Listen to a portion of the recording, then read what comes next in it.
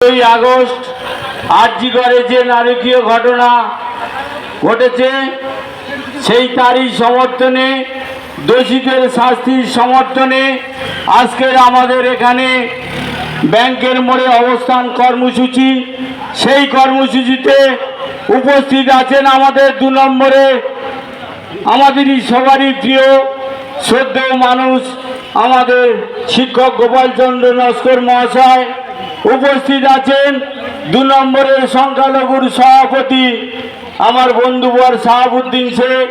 উপস্থিত আছেন আজকের যেখানে অবস্থান কর্মসূচি চলছে সেখানে সেই অঞ্চলের প্রধান রিনাদি থেকে শুরু করে আজকের কর্মদক্ষ 2 নম্বরের যুব সভাপতি কর্ণকান্তি হালদার সবাই উপস্থিত আছেন। বন্ধুগণ, আপনারা জানেন 5ই আগস্ট মৌমিতা দেবনাথ সন্ধ্যে থেকে সারা রাত ডিউটি করে এসে ভোরের দিকে যেভাবে তাকে মারা হয়েছে, আমরা তার সেই দোষীদের শাস্তি চাই।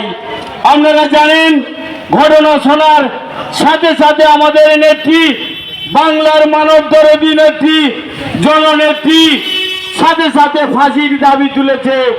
আমাদের যুব সমাজের নয়নের মণি অভিষেক ব্যানার্জি তাদেরকে এনকাউন্টার করতে বলেছে। আপনারা জানেন পুলিশ দিয়ে আমাদের বাংলার মুখ্যমন্ত্রী তড়িঘড়ি তাদের শাস্তি চালু করার জন্য পুলিশ দিয়ে তড়িঘড়ি আরম্ভ করে দিয়েছিল, কিন্তু কোর্ট তার নির্দেশ মতো সাথে সাথে সঙ্গে সঙ্গে সিবিআইয়ের উপরে দায়িত্ব দিল।